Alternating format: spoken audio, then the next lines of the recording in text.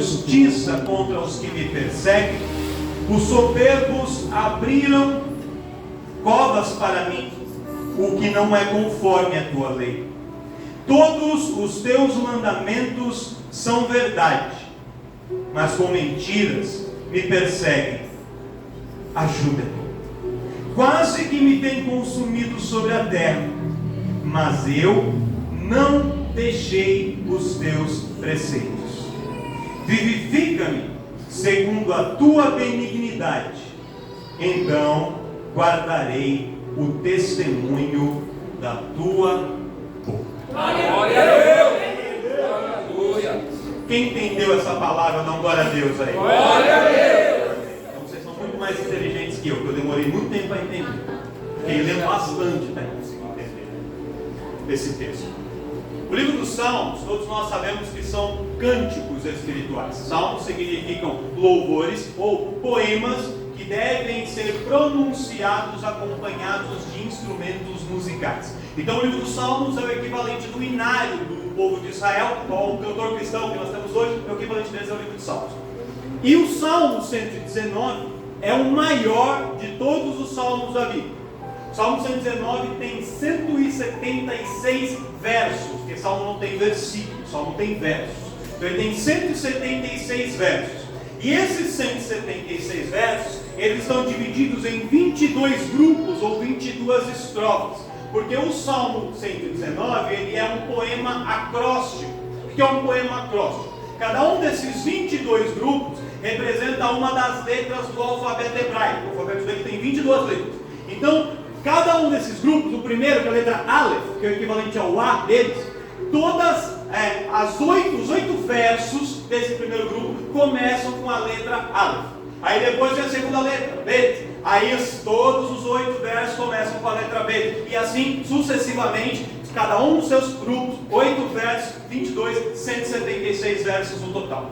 E aqui, na porção que nós lemos, a partir do verso 81 até o verso de número 88, nós temos uma parte em que o salmista, ele fala sobre sofrimento, ele fala sobre perseguição, ele fala sobre dor, ele fala sobre processos que ele está passando, e ao mesmo tempo em que ele cita os processos que ele está enfrentando, as lutas que ele está vivendo, em todos os versos ele fala: e eu não me afastei dos seus estatutos, eu me afastei da sua palavra, eu guardei a tua promessa. Por quê? Porque o Salmo 119 inteiro, todo ele, os 176 versos falam sobre a palavra do Senhor. Então ele usa alguns sinônimos para a palavra: testemunho, promessa, estatutos, lei, mandamento, tudo são sinônimos para a palavra. Então ele fala em todos os versos sobre a palavra do Senhor.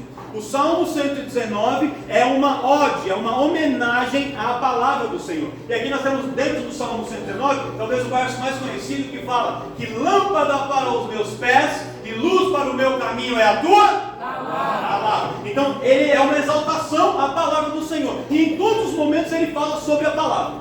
Só que aqui ele fala sobre a palavra não como uma homenagem abstrata, mas ele fala da palavra como o alimento, como o sustentáculo, como a força para ele, para o salmista, em momentos de aflição. E quem foi o salmista que compôs o Salmo 119? Porque nós já estudamos e sabemos disso, que nem todos os salmos foram compostos por Davi. Dos 150 salmos da Bíblia, Davi compôs entre 75 e 84 aproximadamente, com uma certeza teológica. Mas os demais salmos foram compostos por outros compositores. Salomão compôs salmos, Moisés compôs salmos, os filhos de Corá fizeram composição de salmos, Asaf compôs salmos, então tem vários outros salmistas. E esse salmo aqui, o 119 especificamente, a sua autoria é atribuída a Esdras, o sacerdote Esdras. E aí, quando a gente entende o contexto em que Esdras viveu, Esdras foi um sacerdote do Senhor no período pós-exílio, ou seja, quando o povo sai do cativeiro da Babilônia, sai do exílio da Babilônia e retorna para Jerusalém, estão ali montando o templo, recomeçando a vida deles. Esdras, ele como sacerdote, tem um papel muito importante, porque uma coisa, irmão, é você ser crente no meio de crentes já experientes, que sabem o que fazer, que conhecem a palavra, que chega aqui, já sabe que vai ter o louvor, depois conhece todos os hinos, você começa a pregar. Quando você falar para o Salmo 119, os irmãos já conhecem tudo. Outra coisa é você pregar para pessoas que não conhecem essa palavra, e estão começando do zero, que tem dúvidas sobre tudo, que não entende nada, e você tem que explicar desde o zero. E essas ele pega um povo que passou 70 anos cativo lá na Babilônia, e quando retorna, a boa parte deles não se lembrava de nada da palavra do Senhor. E durante o período do cativeiro, eles ficaram tão oprimidos, sofreram tanto, que diz um verso que eles pegaram suas harpas,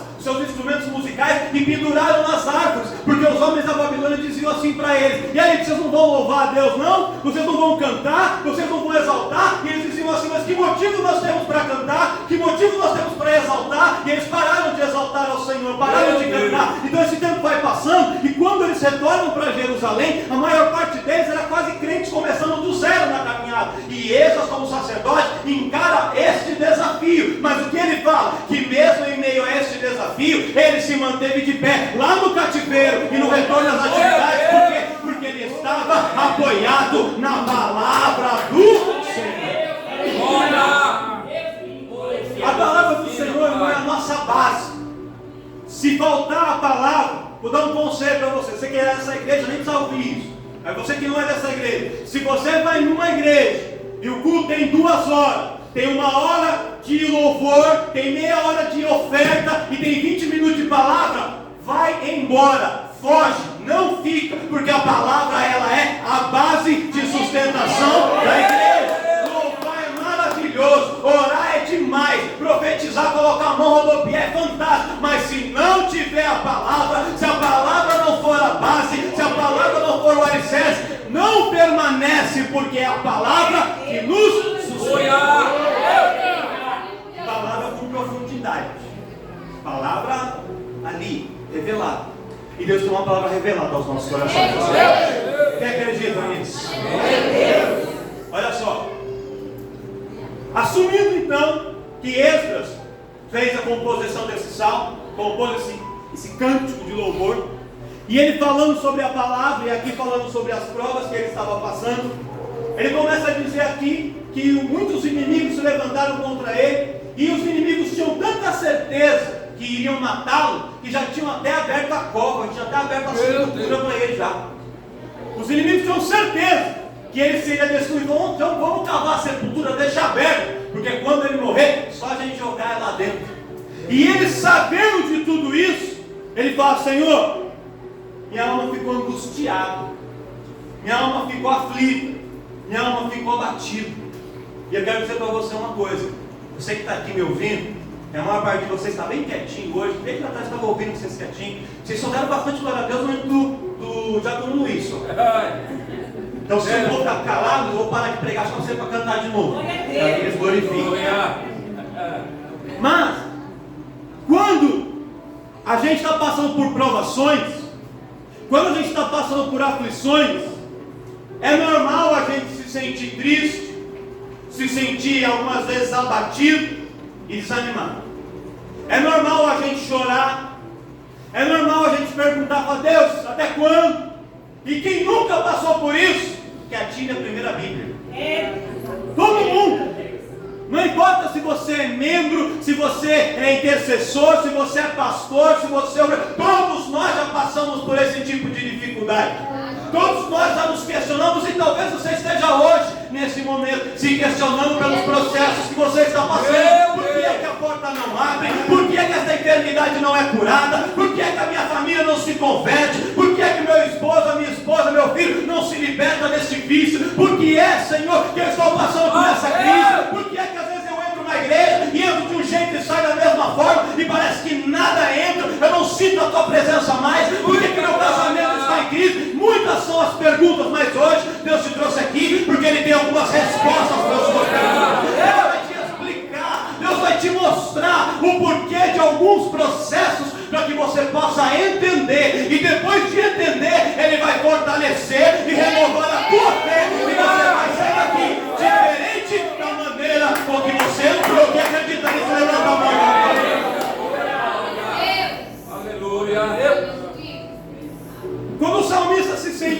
angustiado, pastor Inácio. Ele começa a pensar numa figura de linguagem, numa expressão que nós chamamos em português de expressão idiomática, ou de uma expressão popular, que pudesse ele usar como uma analogia, uma forma de explicar o que ele estava sentindo e como ele estava se sentindo. E as expressões, uma expressão que ele usou aqui está no Salmo, está no verso 83. Ele fala assim: pois eu fiquei como um odre na fumaça. Só que para a gente essa expressão não significa nada. Para os judeus daquela época, eles sabiam o que isso significava. E é mais ou menos como a gente chega aqui hoje para alguém e fala assim: ih, fulano, se incomoda, sai não, sai vai acabar em pizza. Quem já ouviu essa expressão? Quem já ouviu? Quem sabe o que isso significa? Não vai dar em nada. Fala isso para um judeu, se ele vai saber o que você está falando. Ele não vai entender não. Fala aí, ó, vai tirando seu cavalinho da chuva, hein? A gente sabe o que significa. Para quem não é da nossa cultura, não sabe. E aí alguém que conhece tem que fazer o quê? Explicar. Tem que dar um exemplo para a pessoa conseguir entender. E o que Deus vai fazer hoje é nos explicar o que o salmista estava querendo dizer. E aí quando você entender o que ele estava querendo dizer, você vai entender como ele estava se sentindo, e você vai ver que talvez você entrou aqui se sentindo da mesma forma, mas o Deus que fortaleceu o salmista, ele está aqui hoje na história dele. Deus que mudou a história dele, ele marcou um encontro conosco hoje, uma noite quente, uma noite abafada, mas mais quente vai sair o coração cheio da chama da presença do Espírito de Deus, porque o Senhor vai nos encher do seu fogo, da sua glória e do seu poder aqui nesse lugar nessa noite. O que significa um odre no meio da fumaça? Eu vou ter que explicar para você o que é um odre. Então tem pessoas que não sabem. O odre, ele é uma espécie de uma bolsa de couro de animal, geralmente feita com couro de cabrito, de cabra, de carneiro, de ovelha, algumas vezes de novilho. Então eles faziam com o couro daquele animal uma bolsa, um saco. E naquele saco eles transportavam líquidos, água, leite, azeite e principalmente vinho. E aí, falando disso, de odre e de vinho, o leitor mais assíduo da Bíblia vai se lembrar de uma fala de Jesus. Quando Jesus ele fala assim em certa oportunidade: a gente não pode colocar vinho novo em odres, porque se você coloca vinho novo em odre velho, o odre se rompe e o vinho se esvai. Quando você vai colocar um vinho novo, você tem que colocar ele em odre novo. Eita Deus, aleluia! E pastor, o que isso significa? O odre, como ele é um saco, uma bolsa feita de couro de animal, com o passar do tempo ele vai se ressecando, aquele couro vai ficando ressecado. E quando eles faziam vinho, então imagina, colheram a uva, levaram a uva para o lagar, que foi profetizado sobre o lagar nessa noite, aí foi lá, coloca a uva no lagar e eles pisavam a uva. Quando pisavam a uva, saía o suco da uva, o sumo, que era ali a matéria-prima. Aí eles pegam aquele suco de uva e colocavam aquele suco de uva dentro dos odres. E aí, o suco de uva começava a fermentação, para deixar de ser suco se tornar vinho. Nesse processo de fermentação, havia ali uma liberação de gases. Então o odre que estava assim magrinho, só com suco, ele começava a estufar.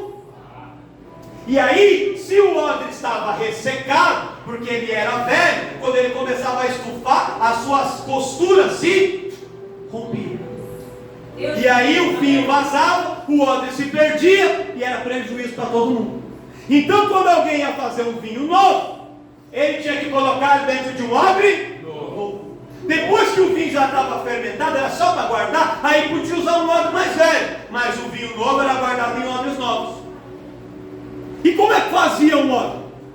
Como é que era feito um odre? De maneira bem resumida, irmão. Se trazia um animal para um artífice, um curtidor. Esse animal era degolado e cortavam as extremidades das patas, sem mexer no corpo principal. Aí, pela cavidade aqui do pescoço, eles enfiavam mesmo ali a mão e começavam a arrancar as vísceras e tirar toda a carne. Era descarnação. Eles tiravam toda a carne. Tiravam tudo. Aí depois pegava ali uma escovinha, passava para arrancar os pelos. Com alguns instrumentos eles tiravam todo o excesso de gordura, tudo que ficou de dentro de impureza, tiravam tudo. Aí ele pegava aquelas pontas das patas e a ponta aqui do pescoço e costurava, deixava só uma vazia, que seria a boquinha. E aí ele vai colocar depois uma rolha, uma tampinha ali. Costurava tudo. Depois que ele costurava, ele pegava, passava sal para tirar também todas as impurezas e ele colocava no sol para secar. Alguns curtidores pegavam também uma vara e batiam um pouco ali para amaciar o corpo e deixavam um pouquinho no sol. E aí depois que estava bom, um pouco de tempo, foi um pouquinho curtido, eles enchiam aquele odre costurado de água. E aí espremia para ver se as costuras estavam firmes e se não vazava nada. Se não vazava, beleza, estava certo. Se vazasse, tinha que desfazer a costura e costurar de novo até ficar totalmente vedado, sem que ficasse nenhuma brecha. Aí vai costurando, costura para não deixar nenhuma brecha. Aí está pronto. Aí depois que tirou todas as brechas, ele pegava aquele odre e ia ver para que o odre ia servir. Se fosse só para carregar água, para transportar água, um pouquinho mais de tempo no sol já dava para usar. Mas se fosse para transportar azeite, principalmente se fosse para condicionar vinho, ele tinha que passar por um processo de curtição do couro mais detalhado. Qual que era esse processo? Se fazia uma fogueira, geralmente com madeira de acaço, de carvalho, e colocava acima da fogueira uma vara bem elevada e pendurava aquele odre no alto da vara. Aí a fumaça que saía da fogueira ia subindo e ia envolvendo o odre. E aí a fumaça ia saindo, ia subindo, e aquela fumaça ia cobrindo, envolvendo todo o odre. Algumas pessoas faziam isso em casa. Então tem que fazer só uma fogueira para isso, pegava aqueles fogão de lenha e colocava pendurado ali no telhado o odre ali. Então quando começava a fazer a comida, subia aquela fumaça e a fumaça ia envolvendo o odre. E ele ia ficando ali. E passado um tempo, por causa da caloria e da fumaça, o odre ficava pronto para o uso. Pastor, entendi. Estou me sentindo no estilo Globo Rural, falando de odre, de carneiro, de couro, de fogo. E o que Deus tem para mim aqui? Deus tem alguns mistérios para revelar para você. Eu queria que você olhasse para esse irmão do seu lado, para essa irmã do seu lado, não sei se você conhece ele, conhece ela, olha para ele e fala assim: o odre é de você que o pastor está falando nessa noite. Deus tem uma palavra para você nessa noite.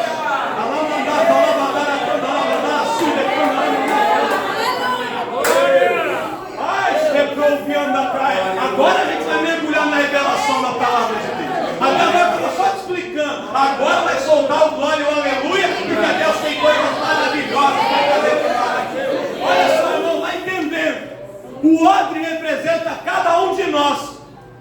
E para que aquele odre fosse feito, um cordeiro teve que ser morto. Um cordeiro teve que morrer para o odre nascer. E eu quero dizer uma coisa: para que eu estivesse aqui, para que você estivesse aqui, um cordeiro teve que morrer lá na cruz do Calvário, entregando a sua vida para que nós estivéssemos aqui. Às vezes a gente acha que a gente vindo para a igreja está fazendo um favor para o pastor Rafael, está fazendo um favor para o pastor Inácio, está fazendo um favor para Deus. Não, nós estamos aqui e não fomos nós quem o escolhemos, foi Ele quem nos escolheu. Ele nos chamou, Ele nos selecionou, Ele como cordeiro se entregou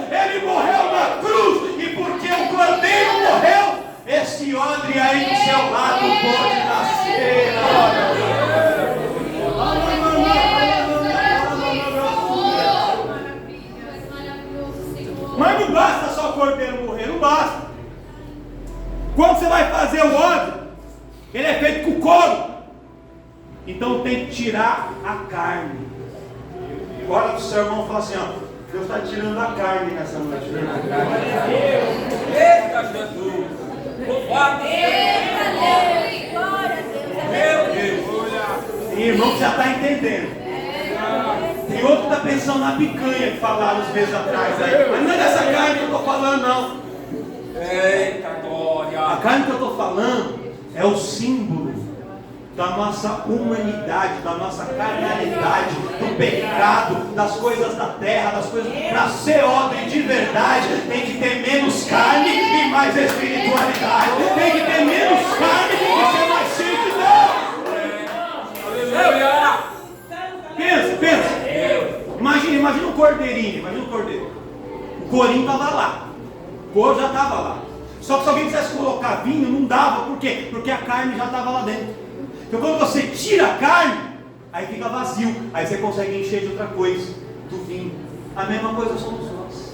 Aí você fala assim, ai Jesus me enche. Ele fala, mas como é que eu vou encher? Já está cheio de carne aí. Eita Deus! É velho! Passa a semana toda se enchendo de funk. Meu Deus! Se enchendo de Big Brother.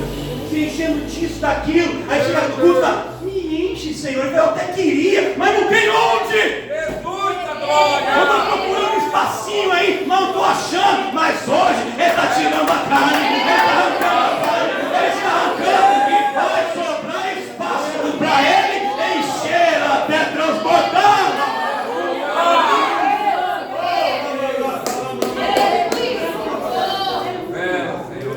Olha para o irmão do seu lado, mas não fala não, só dá uma olhada. Aleluia! Claro que é melhor não falar.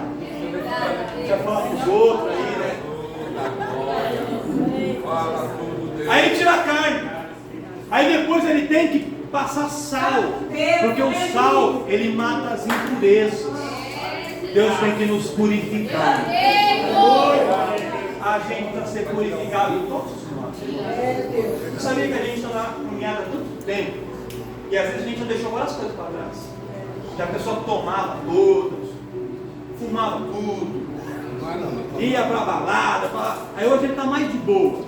Ele parou com isso, tirou a carne, mas ainda tem palavrãozinho de vez em quando, é só uma cervejinha de vez em quando, Meu Deus! É vela! é só uma musiquinha assim, não tem nada, essa musiquinha não tem problema nenhum. É sertanojo. Meu Deus! Aleluia!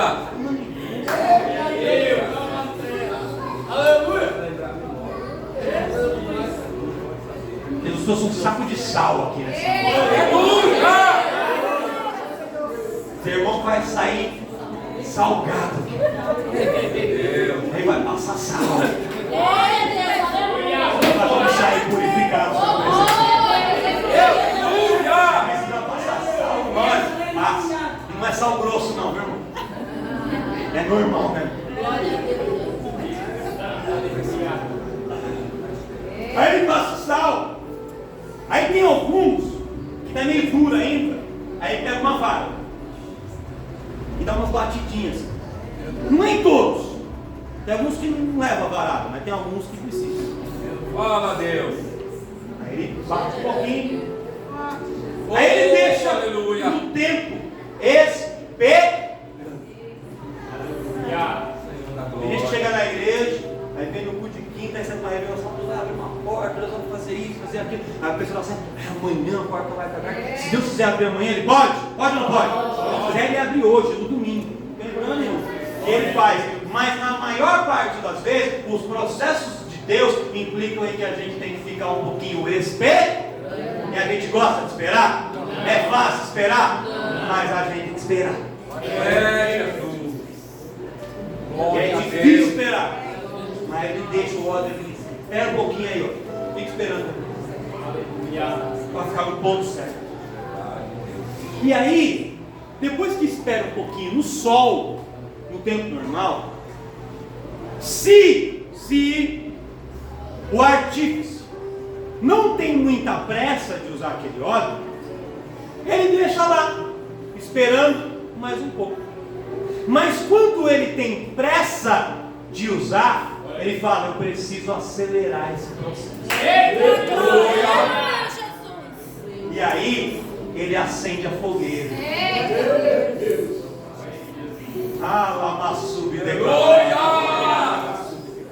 Pastor, então você está querendo dizer que eu tenho duas opções: ou eu passo pela fogueira, pela fumaça, ou eu fico esperando mais tempo. Olha aí. E sabe por que tem tanta gente aqui falando: Deus, essa fogueira está igual aquela de São João, tá grande essa fogueira, tá forte esse fogo aqui. Sabe por quê? Porque o artífice tem pressa em usar.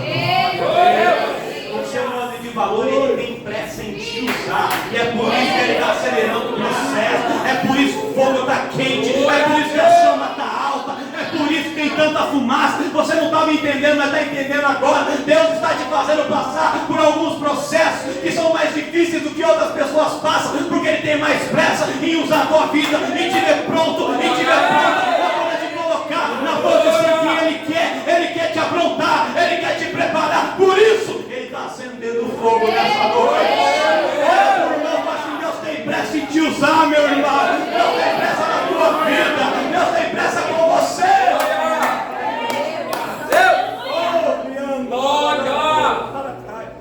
Meu Deus. Aí ele acende o fogo e pendura o odre lá. Aí a fumaça começa a subir. Deus da glória. E vai envolvendo tudo aquilo. Depois de um tempo, quando você olha para o odre, você já não vê mais ele como ele era antes. Ele está ali cheio de fuligem, está coberto de cinzas, está cheirando fogo, cheirando fumaça, cheirando queimado. Aí você olha para ele, o aspecto dele não está dos melhores. Mas isso é só por fora, é só o exterior. Na aparência, quando a pessoa está passando pela fumaça da porta fechada, pela fumaça da enfermidade, pela fumaça da luta no casamento, às vezes você olha para ele, olha para ela, a aparência não está dos melhores. Às vezes a porta está fechada, não dá para comprar uma roupa chique, a roupa está meio gastinho. O terno já está tão experiente, você abre a porta esse domingo e já vem sozinho para a igreja. Já. O sapato acompanha. Glória a Deus. Não dá para comprar aquela pizza com borda de catupiry, não dá. É no máximo da promoção na terça-feira, que é mais barato. Ou então pega a pizza de 10. Quando tá? Acabou de 10. Não tem mais 10? Olha Satanás entrando nesse negócio.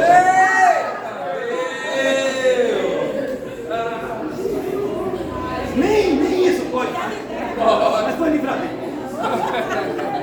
Glória a Deus, Aleluia. Glória a Deus. Como eu vou pregar depois dessa informação hoje? Eu não vou falar disso agora. Estava depois. Aleluia. A aparência não é dos melhores. Você olha para o aspecto, para a aparência, aí está com cara de derrotado, está com uma cara abatida, está com uma expressão triste, caída, mas é só por fora, porque a fumaça de Deus e o calor da chama está trabalhando no interior dele, está trabalhando dentro dela. Se você conseguisse abrir ela e olhar no interior, você ia ver que por fora pode não estar dos melhores, mas por dentro está ficando pronto, está ficando bom, está ficando do jeito que Deus quer.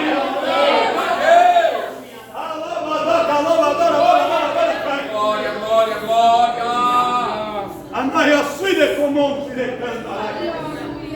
E o que acontece com além da aparência? Por causa do calor das chamas, o couro se retrai e ele encolhe um pouco de tamanho. Você sabia, irmãos, que às vezes a gente começa a crescer muito e achar que está muito grande.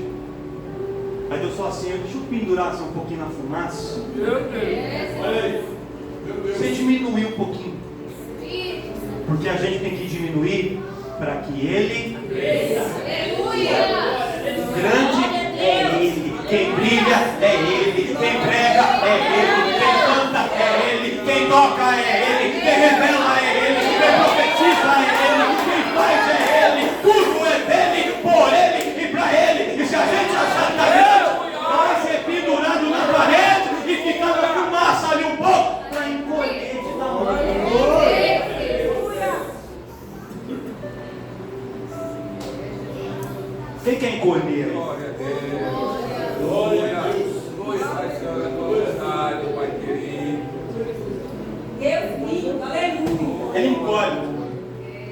Além de encolher, sabe o que acontece? O couro, por causa do calor e da fumaça, ele vai ficando mais rígido, mais firme, mais resistente. Põe a mão no ombro do crente do seu lado aí. Deus está te fazendo mais resistente. Essa fraqueza espiritual que vem sobre você, que te faz desanimar, que faz com que você assista a um culto e negue de uma semana, depois você para, que não tem continuidade, que não tem força para continuar. Hoje está batendo em retirada,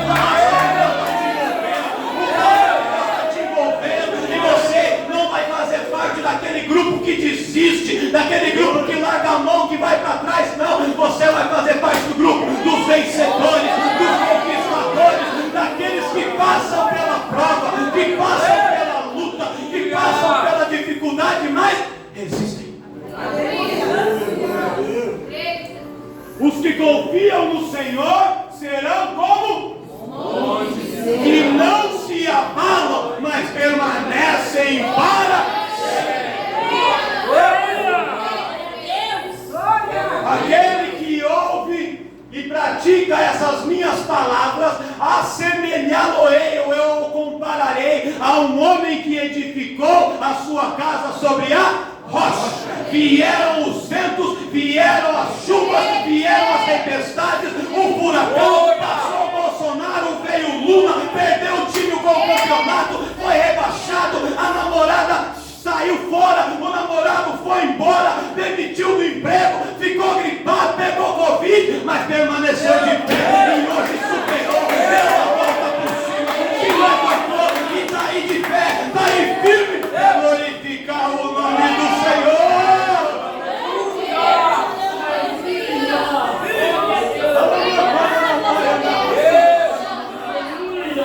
Deus nos chamou para ficar desistindo e parar no meio do caminho. Deus nos chamou para ir até e para ir tem que ser resistente. Porque vida de crente não é fácil. Vida de crente é osso. Mas quem passa pela fogueira de Deus e é odre de verdade, ele é resistente. Ele sabe ser flexível quando precisa, mas não flexibiliza tudo não. Porque tem coisas que a gente tem que ser rígido. Tem coisas que são inegociáveis. E só quem é ordem de Deus que entende. Estou acabando. Oh Jesus, fala aí, Pai querido. Oh Deus, a tua igreja ouve, Pai. O aspecto não fica dos melhores, mas é só por fora, por dentro. O óleo fica mais rígido, o óleo fica mais resistente, o óleo vai ficando pronto.